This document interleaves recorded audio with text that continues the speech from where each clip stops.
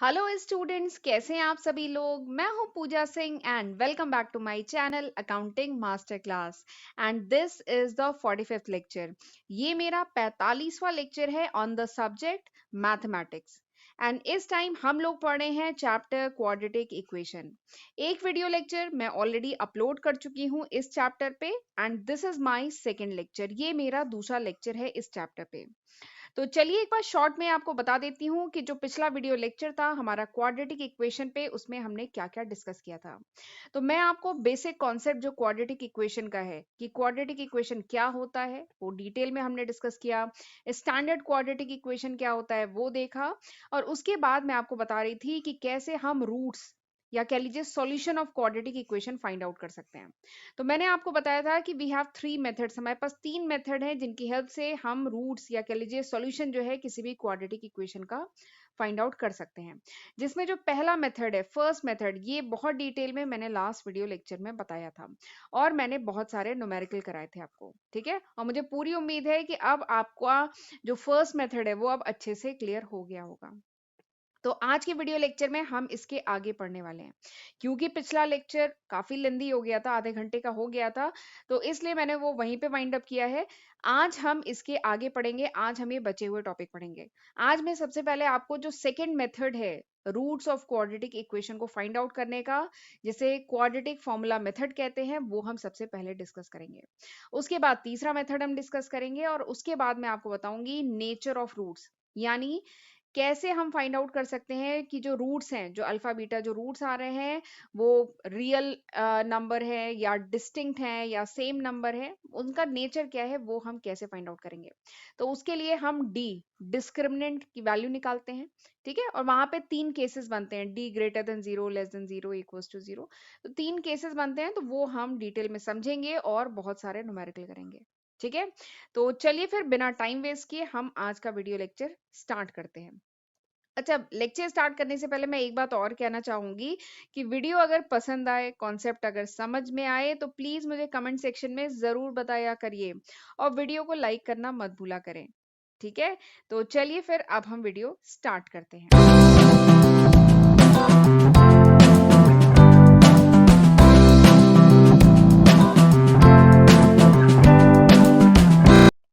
Quadratic equation. तो quadratic equation क्या होता है ये वैसे मैं डिटेल में पिछले वीडियो लेक्चर में बता चुकी हूँ कि कोई भी इक्वेशन अगर इस फॉर्म में हो, ठीक है, कोई भी इक्वेशन अगर a x square plus b x plus c equals to zero के फॉर्म में हो, जिसमें a is not equals to zero, खास बात है ये कंडीशन की ए जीरो बराबर नहीं होना चाहिए, ठीक है। तो इसको कहेंगे this is the quadratic equation in variable x, ये एक्स की वेरिएबल में एक क्वाड्रेटिक इक्वेशन है, ठीक है। और इसके बहुत सारे एग्जाम्पल, क्यूबिक, लीनियर इक्वेशन, ये सब मैंने बहुत डिटेल में पिछले वीडियो लेक्चर में बताया है, तो एक बार जरूर उसे देख लीजिएगा, ठीक है।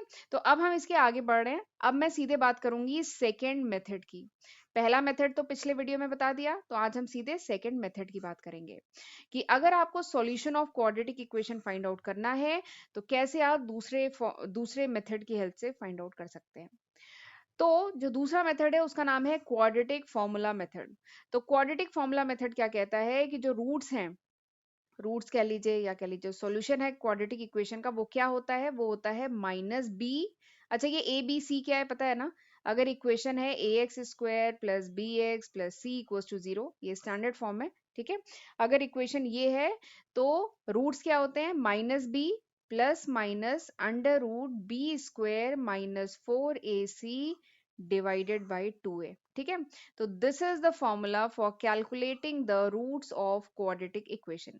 क्वाड्रेटिक इक्वेशन के रूट फाइंड आउट करने हैं तो ये फॉर्मूला है, ये फॉर्मूला यूज होगा, ठीक है। ये फॉर्मूला देखने में आपको बड़ा लग रहा है पर घबराने की कोई जरूरत नहीं है, क्योंकि अभी हम इतने क्वेश्चन करेंगे ना कि फॉर्मूला आसानी से आपको लर्न हो जाएगा। इतने क्वेश्चन लगाना है, ठीक है। और ये जो फॉर्मूला है ना, इसको क्वाड्रेटिक फॉर्मूला कहते हैं, ठीक है, because this formula is use for finding out the roots of quadratic equation. क्योंकि ये फॉर्मूला यूज किया जाता है रूट्स फाइंड आउट करने के लिए, क्वाड्रेटिक इक्वेशन के रूट्स फाइंड आउट करने के लिए फॉर्मूला यूज होता है, इसलिए इस फॉर्मूले को क्या कहते हैं, क्वाड्रेटिक फॉर्मूला, ठीक है। क्या फॉर्मूला है, minus B plus minus under root B square minus four a c divided by two a, ठीक। अब आप सोच रहे होंगे कि यहाँ प्लस माइनस ऐसा क्यों लिखा है, क्योंकि एक होगा प्लस देखिए, जो क्वाड्रेटिक इक्वेशन होते हैं उसके मैक्सिमम दो रूट्स हो सकते हैं, ठीक है, यानी दो सॉल्यूशन होंगे। तो एक सॉल्यूशन क्या होगा, minus B plus B square minus 4ac divided by 2a, एक ये होगा। और दूसरा क्या होगा, minus B minus under root B square minus 4ac divided by 2a, ठीक है। तो इसलिए यहाँ पे प्लस माइनस लिखा है, ये दोनों रूट्स के लिए है। तो एक रूट ये होगा, एक रूट ये होगा, और यही होता है इसका सॉल्यूशन, ठीक है। क्वाड्रेटिक इक्वेशन का जो सॉल्यूशन होता है, वो बताया था सॉल्यूशन क्या होता है, वो value of x which satisfy this equation, x की वो वैल्यू जो इस इक्वेशन को सेटिस्फाई करे, उसी को कहा जाता है इसका सॉल्यूशन, ठीक है। और उसी को कहा जाता है रूट्स, ठीक। चलिए आगे बढ़ते हैं, अब हम करेंगे कुछ क्वेश्चन। पहला क्वेश्चन क्या है, find two consecutive positive integer. देखिए खास बात है यहाँ पे आपको फाइंड आउट करना है, एक तो कॉन्जिक्यूटिव हो, कॉन्जिक्यूटिव मतलब लगातार हो, और ऑड, ठीक है, और पॉजिटिव इंटीजर फाइंड आउट करना है। अगर सम ऑफ हुज स्क्वायर इज 290, अगर उनके जो स्क्वायर है उसका जो सम है अगर 290 है, तो आपको ऐसे इंटीजर, ऐसे कॉन्जिक्यूटिव ऑड इंटीजर का सम फाइंड आउट, ऐसे consecutive odd integer find out करने हैं, ठीक है, कि अगर उनके स्क्वायर का सम जो है वो 290 है तो, ठीक। तो इस क्वेश्चन को हम क्वाड्रेटिक इक्वेशन की हेल्प से सॉल्व करेंगे, ठीक है। तो चलिए इसमें लेते हैं कि लेट दो नंबर है, ठीक है, दो नंबर है, तो सपोज करिए हम पहला जो स्मॉलर नंबर है लेट इट इज x, ठीक है, जो पहला स्मॉलर नंबर है x है, ठीक है। तो क्योंकि ये कॉन्जिक्यूटिव नंबर है प्लस ये ऑड कॉन्जिक्यूटिव नंबर है, तो अगला नंबर क्या होगा, अगला नंबर x+2 होगा ना। देखिए अगर एक नंबर 3 है, ऑड नंबर 3 है, तो एक नंबर, मैं उल्टा बोल रही हूँ, एक नंबर अगर 1 है तो अगला नंबर क्या होगा, 3 होगा ना। तो आपने कैसे, अगला नंबर क्या होगा, 5 होगा, अगला नंबर 7 होगा। तो इसमें क्या हो रहा है, टू सम कर रहे हैं ना, टू को ऐड कर रहे हैं, तो वही इसीलिए यहाँ पे पहला नंबर आपने लिया x, तो अगला नंबर क्या होगा, x+2, ठीक। यहाँ तक सही है। ये पता है इफेक्ट है, ये मेरा तीसरा लेक्चर है, मैं कॉन्टिन्यूअसली 3 लेक्चर आज रिकॉर्ड कर लिया है, तो ये तीसरा लेक्चर है, उसी का इम्पैक्ट है कि ये मैं कुछ भी बोल रही हूँ। चलिए आगे बढ़ते हैं। तो ठीक है, आपने ले लिया, एक नंबर लिया x, जो स्मॉलर नंबर है वो लिया x, तो अगला नंबर क्या होगा, x+2 होगा। क्यों x+2 है, क्योंकि ये कॉन्जिक्यूटिव लगातार ऑड नंबर लेना है, ठीक है। तो लगातार ऑड नंबर अगर आपको लेने हैं तो अगला नंबर आपको 2 ऐड करने पे ही तो मिलेगा, तो इसलिए ये हुआ, ठीक। अब क्वेश्चन में अगली इंफॉर्मेशन क्या दी है कि सम ऑफ हुज स्क्वायर, यानी अगर इनका स्क्वायर करें तो उसका सम क्या आना चाहिए, 290, यानी x को स्क्वायर करो और x+2 को स्क्वायर करो, इसका सम क्या आ रहा है, 290। तो आपको वो नंबर फाइंड आउट करना है, ठीक। तो बस हमारा ये इक्वेशन अगर बन गया है तो अब हमारी आधी प्रॉब्लम यही खत्म हो गई है। अब हम इसको स्टैंडर्ड क्वाड्रेटिक इक्वेशन के फॉर्म में लिख सकते हैं। देखिए इस ब्रैकेट को खोलती हूँ, एक्स स्क्वायर प्लस x+2 का होल स्क्वायर क्या होगा, a square plus B square plus 2ab, ठीक। ये हुआ, दिस इज इक्वल्स टू 290, ठीक है। ये तो पता है ना, a प्लस बी का होल स्क्वायर, वही वाला कॉन्सेप्ट यूज किया है, ठीक है। अब इन दोनों का सम करेंगे, this is 2x square plus 4x, ये इसको किया 4x plus 16 minus 290 equals to 0, ठीक है। 2x square plus 4x minus 2, ये कितना आ रहा है, दिस इज कुछ गड़बड़ी हुई है, देखिए यहाँ पे गड़बड़ी हुई, यहाँ पे 2 स्क्वायर होगा ना, ए स्क्वायर प्लस बी स्क्वायर यानी 2 का स्क्वायर, तो दिस विल बी 4, ये 4 होगा यहाँ पे, ठीक है, ये 4 होगा, इसको करेक्ट करिए, ठीक। तो ये 4 होगा, तो 290 में से 4 गया कितना होगा, ये माइनस साइन है, तो 290 में से 4 गया 286 इक्वल्स टू 0, ये हो गया। अब इसको 2 से जरा डिवाइड कर सकते हैं, या कह लीजिए 2 कॉमन ले लें, तो ये क्या होगा, X square plus 2x minus 143 equals to 0, बन गया हमारा क्वाड्रेटिक इक्वेशन। अब ये जो क्वाड्रेटिक इक्वेशन है, अब आप कोई भी मेथड, जो पहला मेथड फैक्टराइजेशन पढ़ा है उसको यूज करके सॉल्व कर सकते हैं, x की वैल्यू निकाल सकते हैं, या जो दूसरा मेथड, क्योंकि अभी हम लोग पढ़ रहे हैं क्वाड्रेटिक फॉर्मूला वाला मेथड, चलिए उसको यूज करते हैं, ठीक है।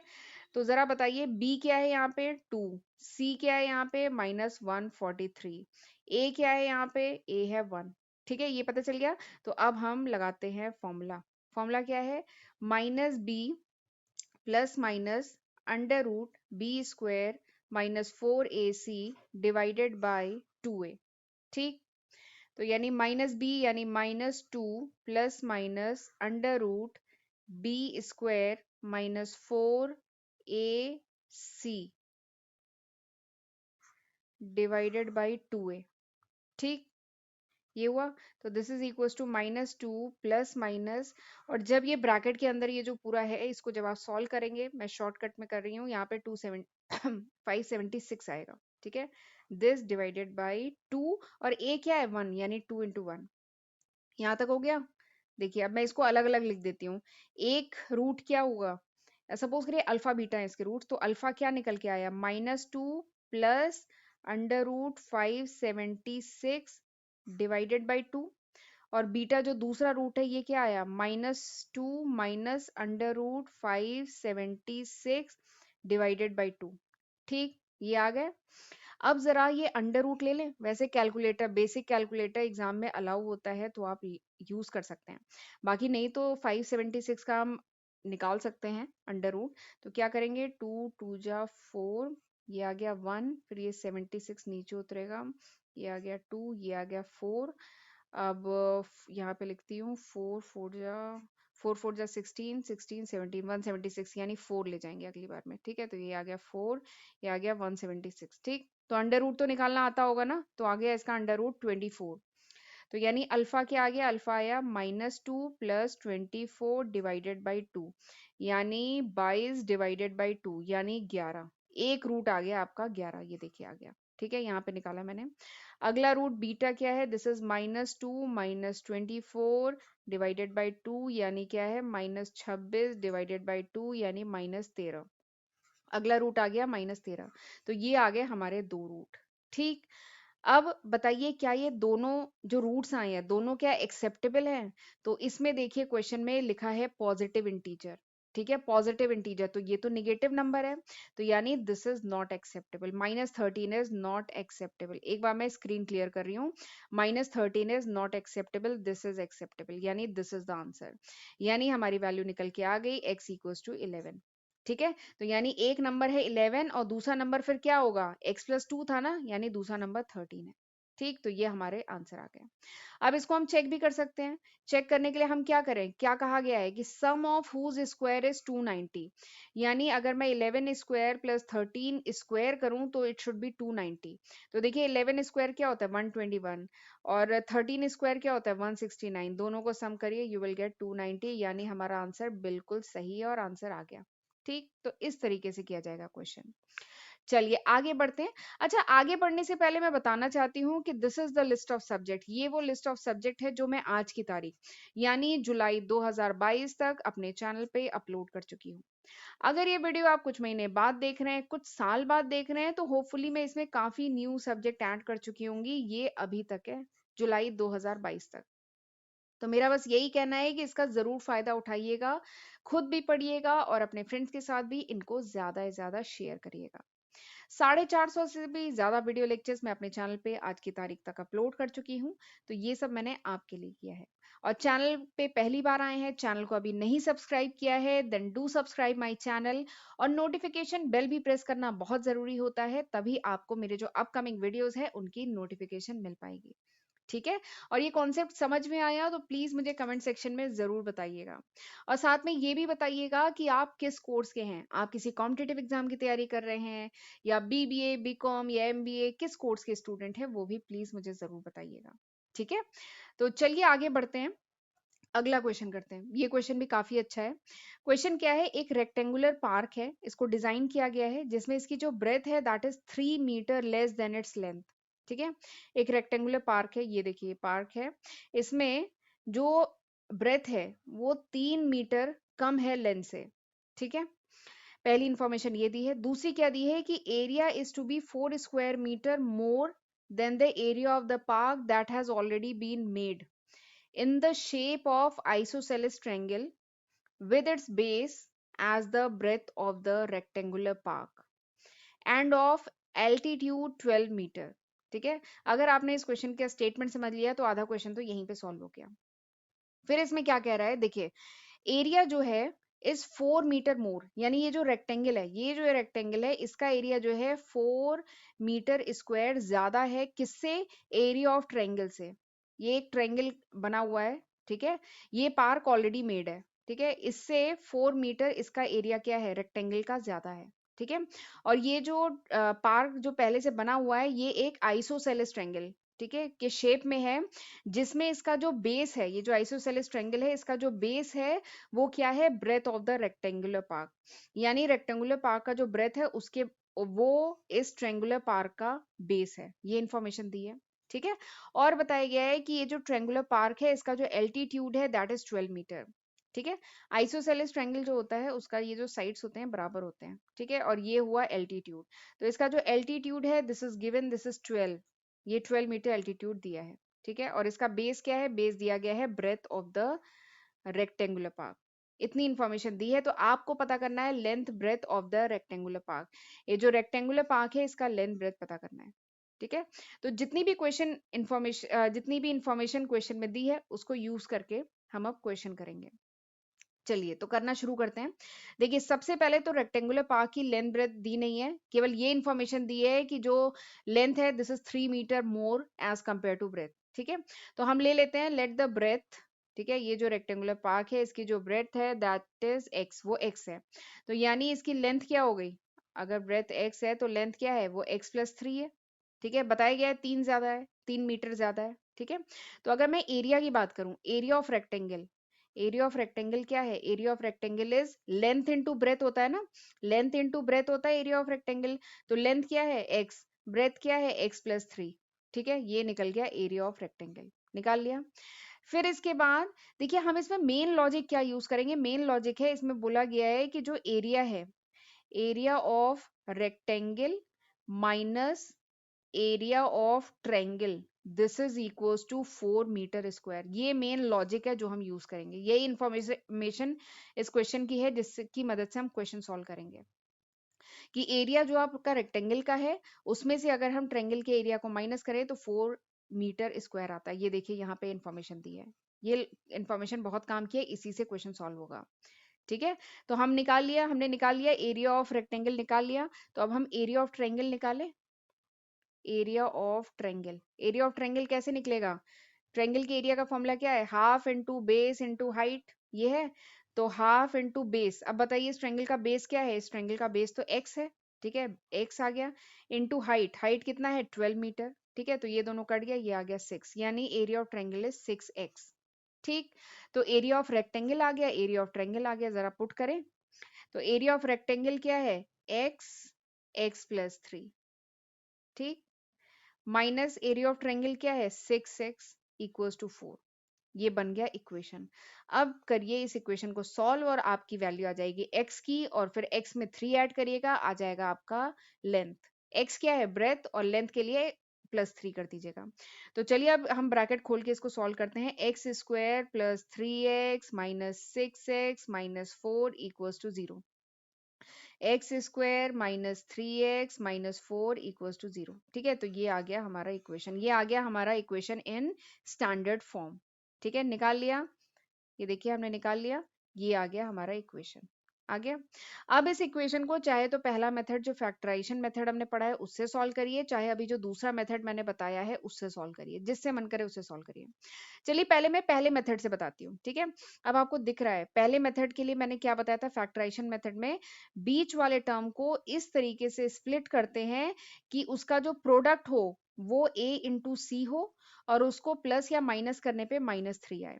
तो जो पहला वाला ये पहला वाला इक्वेशन है, पहला क्या, यही जो इक्वेशन है इसको मैं ऐसे लिख सकती हूँ, 3x - 4 इक्वल्स टू 0।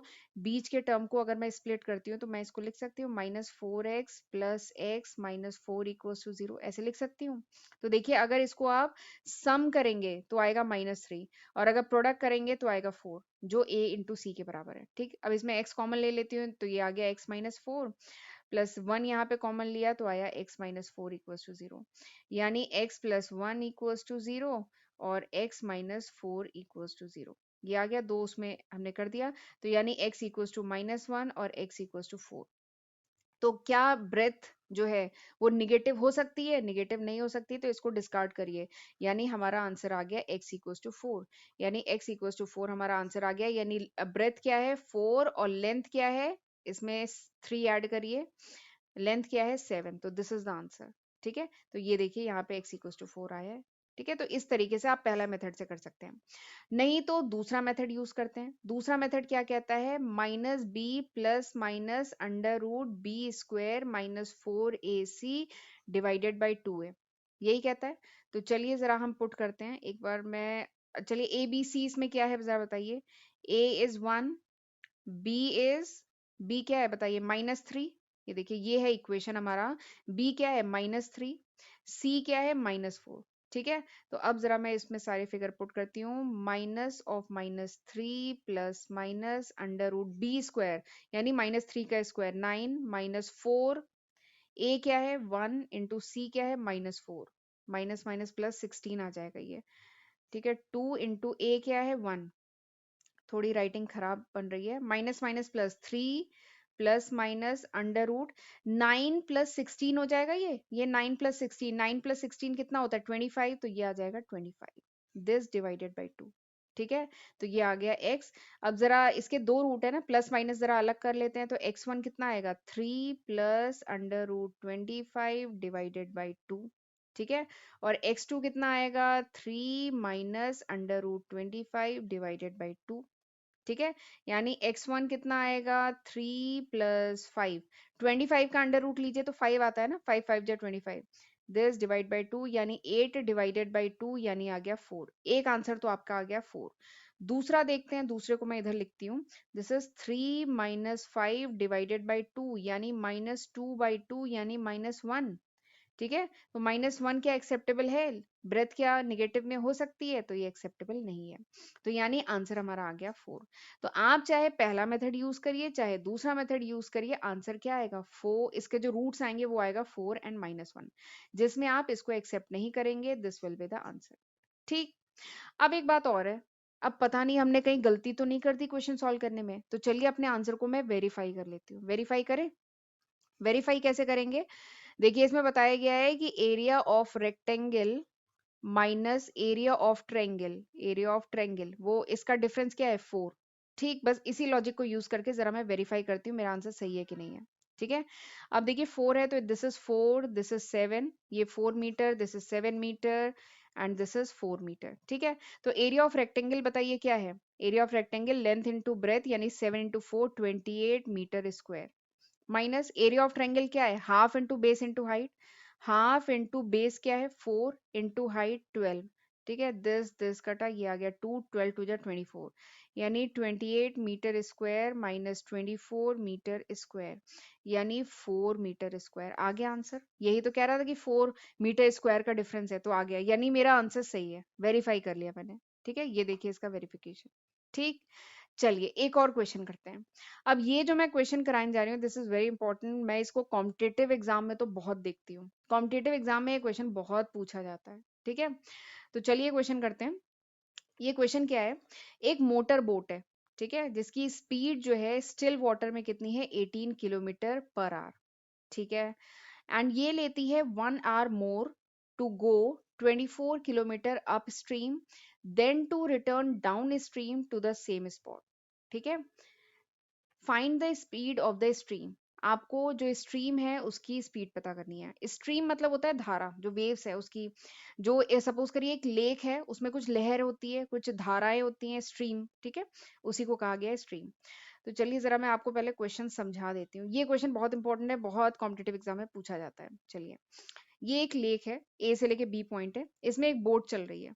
ठीक है, इसमें रिलेटिव स्पीड का कॉन्सेप्ट है। ठीक है, ये जो ए से लेके बी पॉइंट है ये है 24 किलोमीटर, क्वेश्चन में दिया है। ठीक है, एक जो बोट है, ये बोट चल रही है इस डायरेक्शन में, और बोट की स्पीड क्या है 18 किलोमीटर पर आवर, क्योंकि ये स्टिल वाटर में इसकी स्पीड यही है। ठीक है, और जो स्ट्रीम है वो इसके अपोजिट डायरेक्शन में चल रही है, और जो स्ट्रीम है, सपोज करिए आपको वही फाइंड आउट करना है कि स्पीड ऑफ स्ट्रीम पता करनी है, यानी जो धारा बह रही है इस लेक में उसकी स्पीड पता करनी है, तो वो है x kilometre per hour, suppose करिए आपने लिया। ठीक है, अब एक चीज है इसमें, अप स्ट्रीम डाउन स्ट्रीम क्या होता है, अप स्ट्रीम और डाउन स्ट्रीम क्या होता है आप सोच रहे होंगे।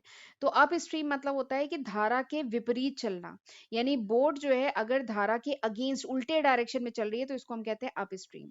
और डाउन स्ट्रीम क्या होता है, डाउन स्ट्रीम मतलब धारा क्या है, ये स्ट्रीम है, ठीक है, जो x किलोमीटर पर आवर की स्पीड से चल रही है, स्ट्रीम भी इस डायरेक्शन में चल रही है और बोट अब वापस लौट रही है। ठीक है, बोट जो है 18 किलोमीटर पर आवर की स्पीड से बोट लौट रही है। ठीक है, तो ये क्या है, this is called down stream.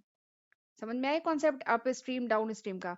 Up stream मतलब बोट जो है सीधे डायरेक्शन में, बोट जो है वो उसी डायरेक्शन में जा, सॉरी, अप स्ट्रीम मतलब बोट और जो स्ट्रीम है ये दोनों अपोजिट डायरेक्शन में है। ठीक है, बोट अप डायरेक्शन में जा रही है, स्ट्रीम नीचे आ रही है, और बोट क्या है, अप डायरेक्शन में जा रही है, तो this is up stream. Down stream मतलब बोट और स्ट्रीम दोनों एक ही डायरेक्शन में है, तो दिस इज डाउन स्ट्रीम।